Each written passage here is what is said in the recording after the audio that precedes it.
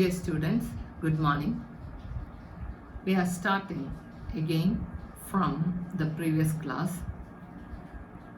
We have already heard about King Arthur and his contribution to the development of English prose.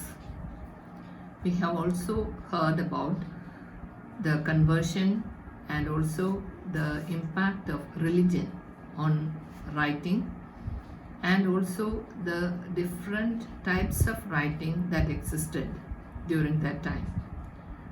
Almost all of them had biblical theme, and you will find the translations contributing much to the development of prose. As opposed to poetry, prose was very slow in developing, and this was through translations and again later on through the writings of eminent people, especially King Arthur. This much we have heard from the previous class. Today we are moving on because for a long time prose remained one of the one that existed among the religious people, and it is about a religion that they wrote, and so almost all the prose writings had this religious background. As I told you earlier, there was mass conversion, and almost all the people were converted to Christianity, and this in turn provided an opening for education. In the previous class, I have told you about King Arthur and how he brought in foreign monks and friars, priests to the country, and made them or learned from them Latin, and from that Latin he translated, and the others also followed suit. So for a long time you find prose coming in slow degrees, and this again is a part of the great contributions that was made for prose in England. As I told you earlier, though England was a country where English is spoken, English was very slow in evolving, and you have the age or the proper English or modern English developing very slowly from that date onwards, from the early days onwards. So it is on this connection that we start our class today.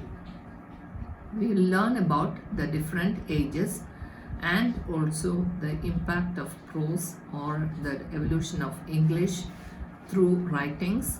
All this we will learn in today's class up to maybe Elizabethan age, and till there we will deal with today's class. So shall we go on to the slides, please? Well, to understand prose of the earlier times, we need to understand more about Elizabethan times. The Elizabethan prose existed from 1400 to 1516, approximately almost 116 years. It can also be termed or said as 1400 to 1516, the years. This is exactly the time of English prose. So why do we call it Elizabethan prose? Because it was the time of Queen Elizabeth, and because she had contributed much to the development of literature, because you don't learn English literature, or your learning of English literature is not complete unless you had gone through Elizabethan age and Elizabethan literature. So English prose existed for a long time, but why do we categorize it as such? Because from the year 450 to 1066, you can approximately call it as Old English or Anglo-Saxon period. This is the time when King Alfred came into power and did much to improve the education of his people, and he also learned a lot. And from there onwards it was progress for literature, and this English that existed was not like the modern English that you have now, but somehow or other it resembled. English of the modern times. This is why we call it as the Old English period. Then again from 1066 to 1500 you have the Middle English period. Again you find a lot of changes happening, but not much prose existed at that time. And again you have 1500 to 1660, the Renaissance.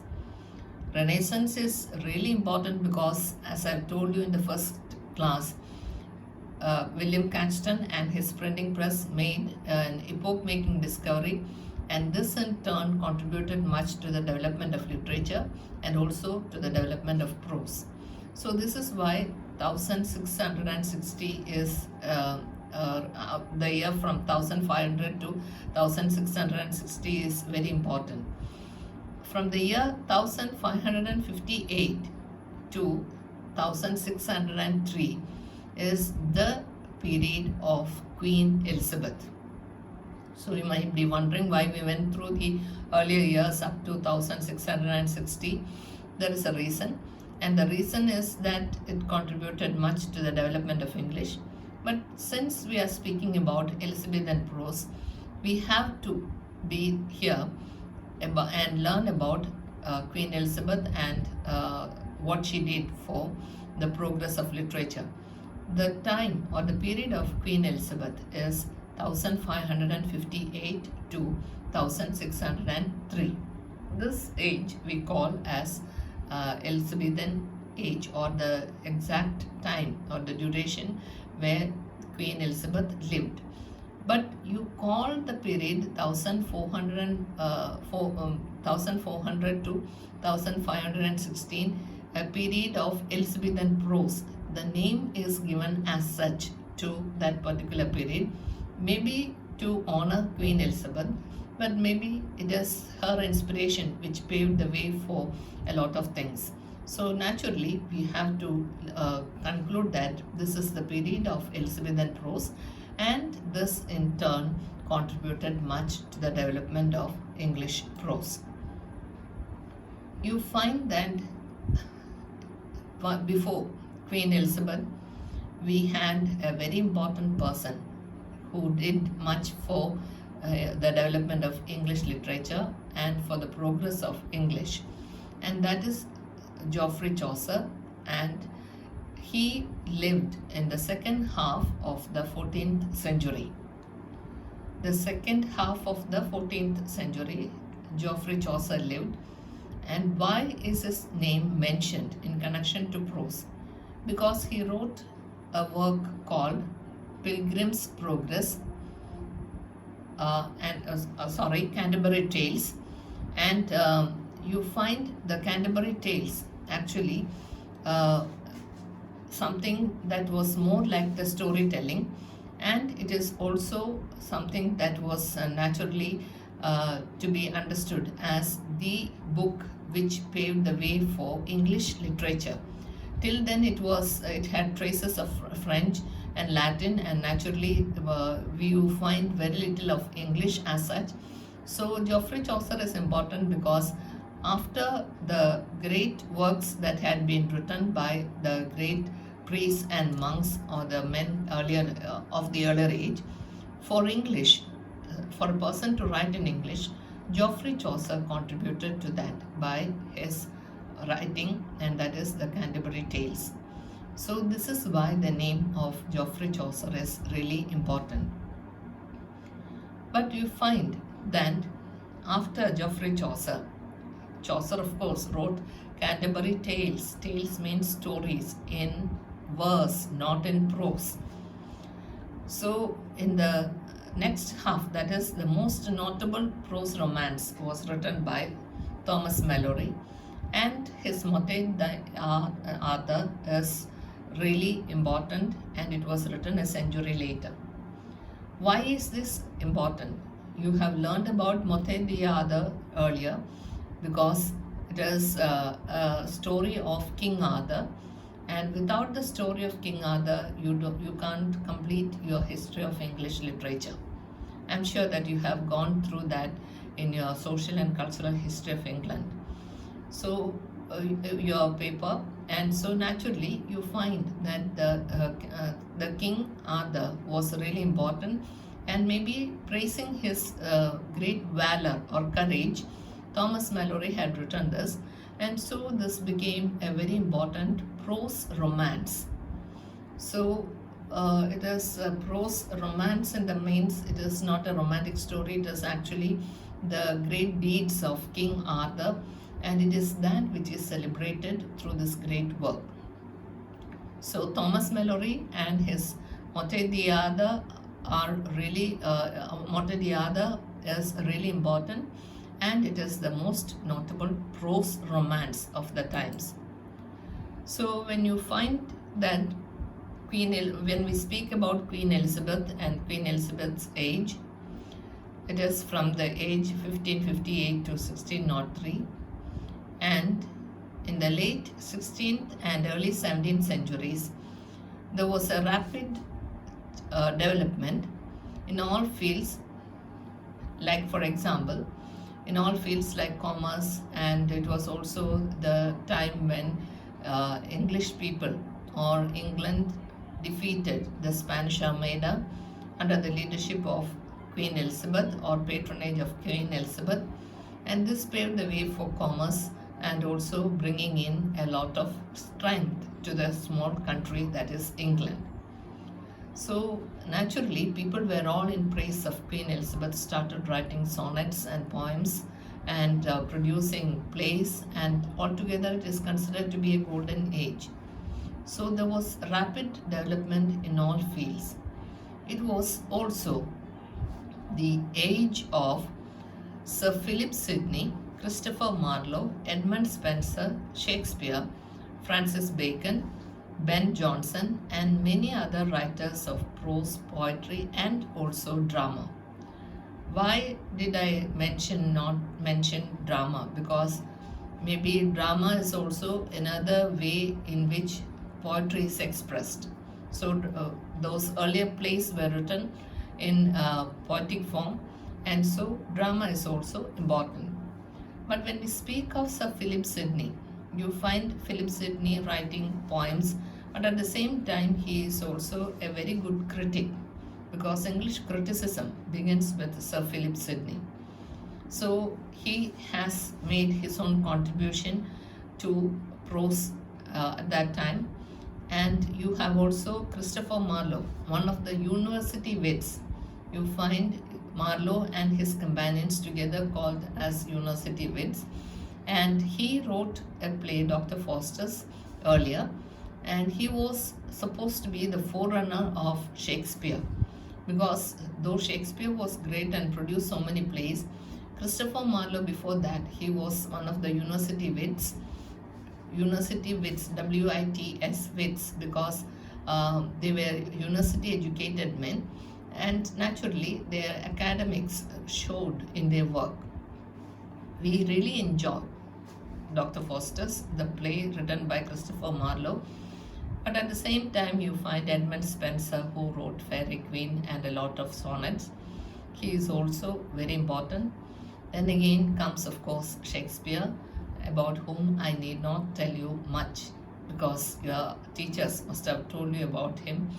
You are going to learn more about him in the next semester, next few semesters. And after that comes Francis Bacon and Ben Jonson. Ben Jonson again, who wrote plays, and you find a lot of other writers also. We don't have that much time to go through them, and this is why I am confining myself to these few chosen names, because their contribution to literature is tremendous, and it is because of that these names are mentioned. Moreover, you will come across their names as you go through the different semesters and different papers. Of course, you have the one person that you have to study this year, whose essay you have to study as the first one, and that is Francis Bacon. Francis Bacon was actually a person. Francis Bacon lived from the year 1500 to 1600, that is 1561 to 1626, which means that his time comes during the time of Queen Elizabeth also. So who is this Francis Bacon? He is a person educated in the great universities. He had great skill in writing and negotiating, and at the same time he used that skill in order to improve his position among the people, especially in the court. So he had access to Latin, he knew English, he knew also a lot of things about politicians, and he knew also how to use language to improve himself or to better his position. So secular literature along with religious literature came into existence during this time, but he was more concerned with philosophy and not with Christian morals but morals in general. So here you find a strange person in the sense that a person who is totally different from others, a person who is naturally using his skill of writing, and he uses that in a manner to make people understand what he mean by certain things. And why philosophy? Because he understood that certain things are to be understood and these thoughts are to be compiled, and it is not something that you understand or take your word for it, but in a totally different manner you have to understand them. And he was a religious person, of course, but at the same time he understood religion, but at the same time he is not taking religion into his writings. To him the world is a place where you need more people to tell them as to what the world is like, and maybe speak to them in better terms. Because as I've told you earlier, for a long time most of the works produced were either translations of Bible or stories of Bible or stories based on Bible, or maybe some prose or even poetry based on biblical stories or biblical characters, or even about virtue and sin. Even in the plays also you find it dominant. In the miracle and morality plays, mystery plays, all these you find the basic form is that of Bible, and of course virtue and sin and all these are personalized and makes an appearance on the stage. This is why I say that Francis Bacon deviated from this religious field to a secular field totally with a great deal of courage, because he felt that literature or whatever that he wrote should be more than religion, it should be independent, and naturally he was paving the way for the prose that we have now. He was a person who had a great position in the court, and he went on holding on to that irrespective of the fact that sometimes he had to act against the nature of his friends, and maybe even if he just do not agree with the attitude of the people or the rulers, he still clung to them and to their opinion and continued to live in their favor. And so you don't find much to learn about Francis Bacon as a person, because to learn much in the sense that you don't have to say that he was a very good person or a very good man. He was not like that. He was mainly an opportunist type of person, and he made use of that opportunity properly quite well. So when he started writing, you think that he wrote all his writings or he wrote in English. You are wrong, because he did not write much of his writings in English. He felt that Latin is the only language that will last for a long time. Maybe you are laughing there, because I can understand how popular English is. And when I speak of Latin, you wonder Latin, because with a frown, because we don't find Latin being used anywhere. Earlier, when we were young, we used to attend this Latin Mass, but that too stopped, and we started going back to vernacular. So here you find that this was a man who had not much vision, but a vision that was limited to his times, because he believed in the superiority of the language of the continent, that is, of the invaders, and he believed that English was such a lowly language, not much developed, and so there is not going to be much scope for writing in English. So almost a great deal of his writing was in Latin. You may be asking or thinking in your mind, then why do we include him as the patron or one of the persons in the development of English prose? There is a reason, because he's not giving anything to chance. So he wrote a lot in Latin, but a lot of his essays were written in English also, because he felt, maybe he had that slight feeling that English may develop at one time, and so he started writing in English also. So when it was published, you find Latin works of Francis Bacon and also the English works of Francis Bacon. Some of his Latin was translated to English, so because people felt that he has got much to say to the world. And I'm sure that after going through the essay of Francis Bacon, you will also think that this man is unusual, because he has got such a great insight into the mind of the people, and he is speaking about people or giving advice to them in the essay that is prescribed to you, that is of studies, and he does that with such a calculated intent that it is really, really true even to this century. Mind you, he was born in the year 1561, and he did not live much long. He died in the year 1626. But even then, he had, within that short span, he was able to understand people, and his learning in the universities really helped him out. Moreover, he was a person who was politically involved, and the court also was a great school for him.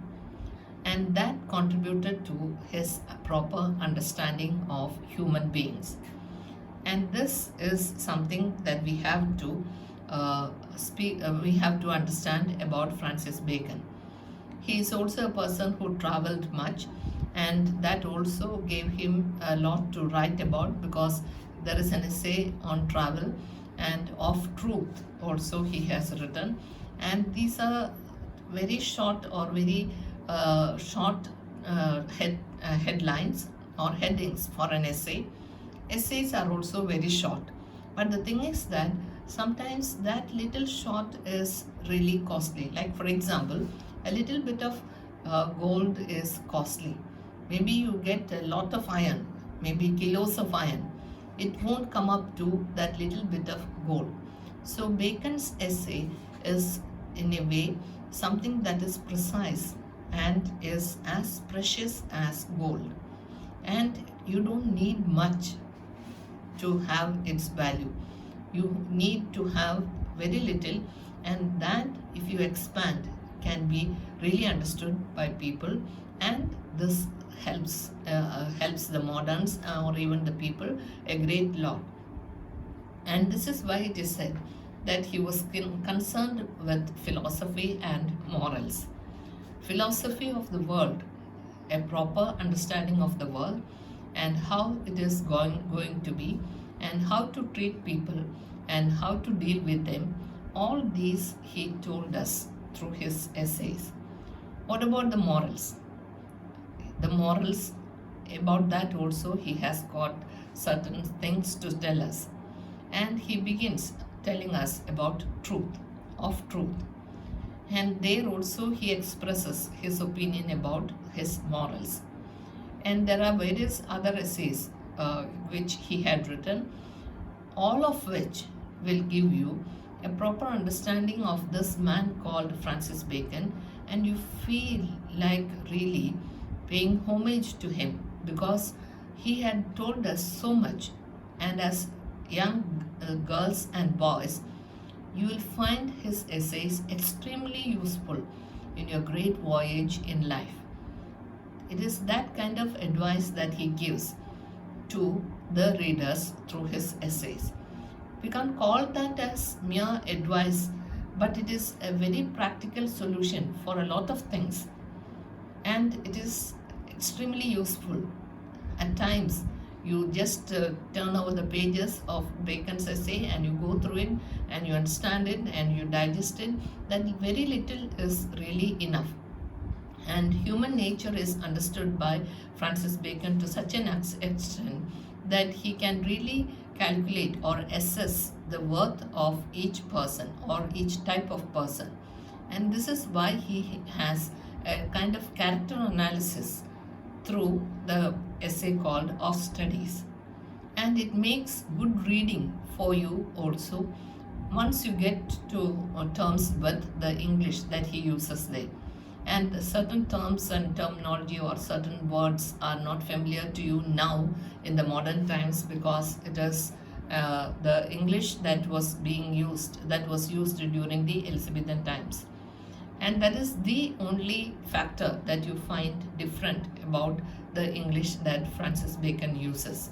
So even at that time also Bacon was quite careful to use very good English, and also the construction of the sentences and what he is putting into those sentences and assessing or even the worth of what he is saying. All these can be found in his writing.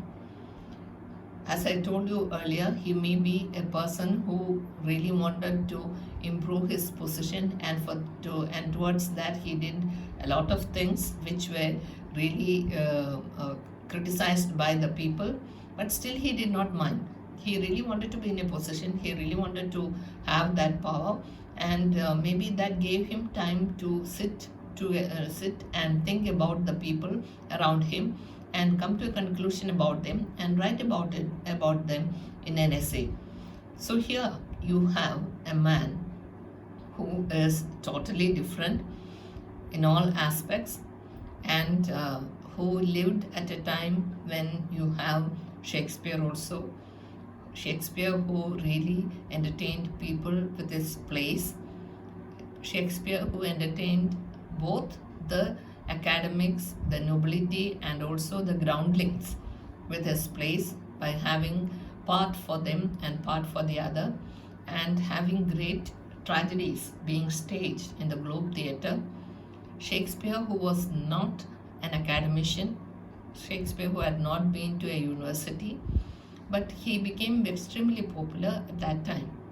Mind you, this Bacon was a scholar, and that scholarship was used for a lot of things, and he spent his days in writing prose when England was a nest of singing birds.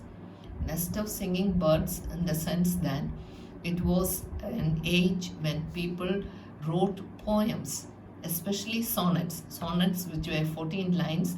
And I'm sure that in the last semester, when you learned appreciating poetry, you have gone through several sonnets, and your teachers have been telling you about Shakespeare and Elizabethan age and sonneteers and a lot of facts about them. Moreover, there were a lot of dramatists also, but we know only much about Shakespeare because he was the one who was really famous, and he wrote a lot of plays. And these plays were all popular in the sense people really appreciated, and you have a lot of people gathered for the staging of Shakespeare's plays. And not just the scholars or the eminent people from the court, and they have a special seating arrangement, but the groundlings also rushed to the Inns of Court, and they also enjoyed the time and also the plays which were staged by Shakespeare, by the theatre. And so, naturally, it is during that time Francis Bacon, who was a scholar in the sense that he was educated in the University of Cambridge and learned much from there, and he had high intellect also. So, he used that to sit and write down things which really interested him. But the one thing that is about him is that he thought that Latin was the language, Greek and Latin were the classic languages that you learned in the university. And Shakespeare did not learn Greek and Latin from the university. He lived among the people, and so he could have only plays.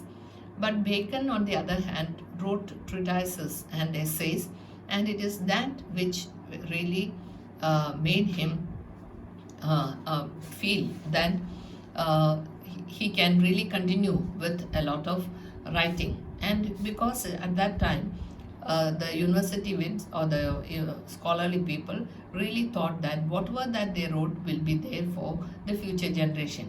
But we lost a lot of such writing of other people, but we still have the writings of so many people who come from very humble origin, but who could really write prose and even poems also. And so you have a lot of them. But Bacon is the one who paved the way for English prose.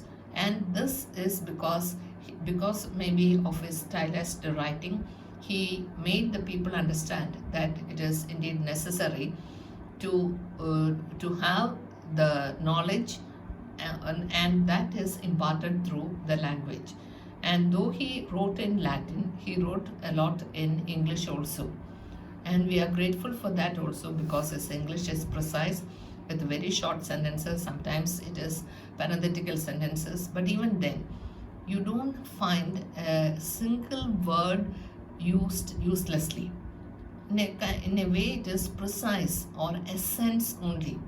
Sometimes you will pour a little bit of essence. When you have cake mixing, you have vanilla essence. How much will you put in a cake? Maybe a drop. That drop will give that flavor and everything to that cake, and it tastes so good after that. But suppose you pour the whole lot of it, and it will be totally destroyed, which means that that little bit is really good, and it is the essence, and it is that which makes his essays much popular. And you will find that however much time may go, you can say that Francis Bacon and his writings are classic. Like Shakespeare's plays are also classic.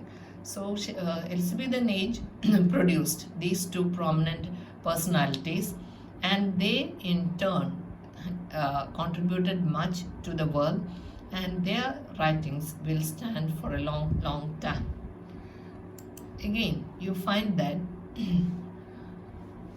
Bacon was a Catholic, but at the same time you find the conflict with the Elizabethan times. You have heard about Anglican Church coming into prominence, or Protestant Church coming into prominence, which was their main fight was with the Pope in Rome, not with Christianity as such.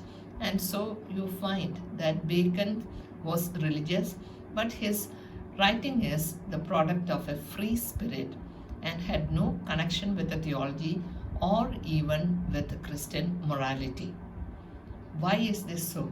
As I told you earlier, he was a person much educated in the universities, and the university education gave him a free spirit to think about the world and also about a lot of things. He had a lot of intellect, and so he thought that it's not theology alone. Theology is, again, he believed in religion, but apart from that, you need to have a real outlook on morality. It need not be Christian morality. It could be a morality that suits the world. And so he was able to formulate certain views, and he put all these views into his writings. And this is why you find Bacon's reading much more philosophical than the writings of any other writers of that particular time. Maybe later on you had a lot of philosophical writers, people who wrote better than Bacon, but even then, you find that Bacon's essays formed the basis for the writing of a lot of people or a lot of writers later on. Again, you find that, as I told you earlier, he felt that English was just a language beginning, and you find that it is only reached the Middle English stage, and that is Middle English period, that is 1500s. You find it as a Middle English period, and it is after Renaissance that there was an explosion of knowledge, and people started believing that, or even writers started believing that English can be improved, and one day English will be language which they can use. That is the only thought of the people of that time. They thought that they will be able to read and write English properly. They did not have much idea that there will be a colonization, and English will spread to all the other countries of the world, and one day English became one of the languages that was spoken by the majority of the people in the world. They did not think of that in those times. They thought that this is a young language slowly developing, and people started using it because that was a language that they used to speak and speak to one another in their daily conversation. And if you don't attend schools or colleges or even university, you don't hold a hope of ever learning either Greek or Latin, because those two languages were taught only in the universities, and it painstakingly the students who were wealthy enough to attend these universities, they studied that, and some of them became very good scholars, some of them became very good, they started holding very good position in the court, and maybe they had their own way of expanding their knowledge in one way or the other. But most of them, being rich, had a career chosen for them. So if you got a post in the court, then this is considered to be a great event. And Bacon was also not much different. So here you find that Bacon thought that English was a language, as a language is not enough to hold his idea, because Latin is the language that he is familiar with. He had learned all the Latin classics, and he is well versed in that, more than the language of the common people, that is English. So he wrote mainly in Latin. As I told you earlier, he wrote mainly in Latin, thinking that that is the language, that is the one which will convey the meanings and higher or noble thought to the people. You have to choose a certain language in order to express your thoughts properly. And you will find that it is the language that he spoke and also wrote in and also thought of. And so his thoughts were in Latin, so naturally he could write that language properly. But when it comes to English, you find that it was a slowly developing language, and it is not as posh as Latin. I hope you don't mind my using that term posh, because sometimes you find certain type of English, and you find that this is not good English, there is the different type of English. And in the same manner, the English spoken by the people of England at that time was not the modern English that we use nowadays. And so it is English, of course, there's no doubt about that. Slight variations you will find, but it was just a language that is not accepted by the academicians of that time. And if I take an example, you find that Sanskrit in our country is considered to be a noble language. What about Tamil and Malayalam? You find that they are not the language which can be used to write even literature. This is what people believed for a long, long time. And so you find a lot of writings in Sanskrit. You don't find prose in Sanskrit. And so later on you find the development of these languages, Tamil, and from Tamil to Malayalam. And you have very good writers in Malayalam, but most of them were academicians like Francis Bacon.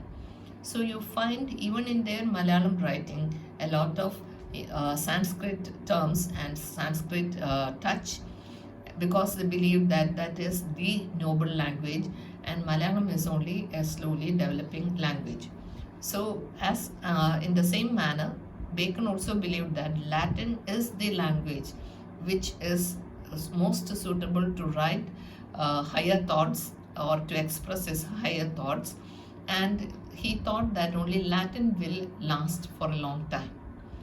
But he felt that he must write also in the language of this common people, so he wrote in English also. And that English which he wrote remained for a long, long time, and this in turn was used by, or it was discovered by, a lot of people, and this became extremely popular. And even though you find a lot of writers, prose writers coming later on, you find Charles Lamb later and G.K. Chesterton coming after that, and a lot of writers in between. You find Edison and Steele in between, and we'll speak about them in the other classes. All these people wrote in a very simple manner and in the modern prose, in the type of modern prose that we use. But even then, all these people had read Bacon and got inspired by his writing. So we can regard him as a master of writer, a master writer, and a master in all sense. And what did he write about? You won't find a single sentence which you can cut off, because it is that essential to that particular writing. The train of thought from the very beginning till the end is continuous. And this is why his essays, even though they are very short, it gives you an idea about what life is and what he means by the title that he has given earlier. So you find in him a person who really wanted to improve mankind, and he was not just pushing it to us, but he is just putting it down as the calculations that he had made with his scholastic mind and his practical experience, and also the times in which he lived. All these had made him think, and as a result of that, that thought process had found way through writing, and it is that you get. So in a way, like you purify gold, that is, sometimes you find that gold has got a lot of impurity, and the form that you get is a much improved version. And for that you will have to just go through, or gold will have to go through a lot of process, and only then you get the precious metal towards the very end. And when you get that also, it is, we know that it is precious. This is the same with Francis Bacon. What he wrote in English, though he wrote very short essays, you find them all worth reading, and sometimes you by heart certain sentences from his essays. And I can still remember a lot of writings, and even you have come across certain quotations of Francis Bacon without knowing that it is his quotations. And so here is a person who contributed much to the development of English literature.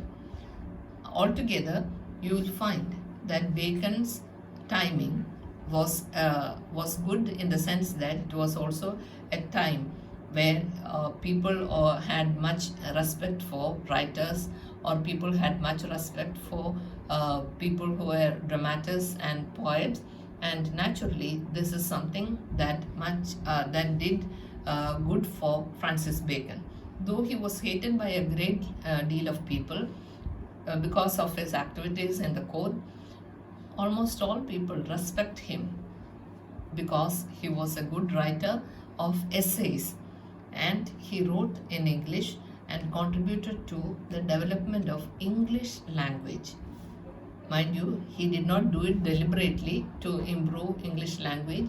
He was all for Latin, but all the better, because maybe he had this premonition that at one time maybe English will develop, and so he had to write something in English Maybe in that sense he wrote something, but somehow or other this really became good for him and for us. So here, altogether, dear students, we are going on with the prose lessons, and we'll meet again in the next class. Before that, if you get the copy of a book, maybe by this weekend, you may get the copy of your appreciating prose text. Try to buy one, or else I'll send you a copy of Francis Bacon's essay. And we have one or two more topics to deal with, which we'll deal in the later classes. Thank you.